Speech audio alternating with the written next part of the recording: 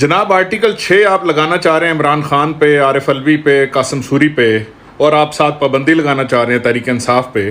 میں آپ کو بتا دوں آرٹیکل 6 لگے گا آپ پہ، آرٹیکل 6 لگے گا آپ کے وزیر اعلیٰ، آپ کے وزیر اعظم پہ، جو 2 نمبر الیکشن جیت کے فارم 47 کے ذریعے عوام کے ووٹ کی توہین کر کے اس حکومت کو ناجائز طور پر چلا رہے ہیں، ایوان کو ناجائز طور پر استعمال کر رہے ہیں. آرٹیکل 6 آپ پہ لگے گا اور سزائے موت ہوگی آپ کو. اور تحریک انصاف تھی، تحریک انصاف ہے اور انشاءاللہ رہے گی.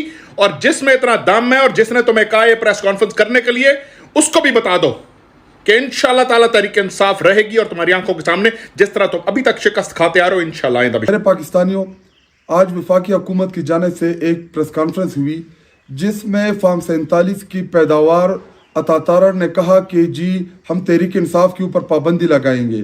تو میں ان کو بتاتا چلوں کہ تمہارا باپ بھی تحریک انصاف کے اوپر پابندی نہیں لگا سکتا.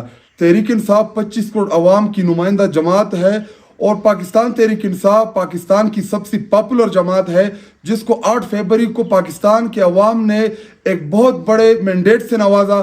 لیکن فارم 47 کے ذریعے ہمارے مینڈیٹ کے اوپر ڈاکہ ڈالا گیا اور عطا تارڑ جیسے لوگوں کو منسٹر بنایا گیا، ان کو ایوان میں لایا گیا. تمہاری اوقات نہیں ہے، تمہاری اس ملک میں کوئی حیثیت نہیں ہے.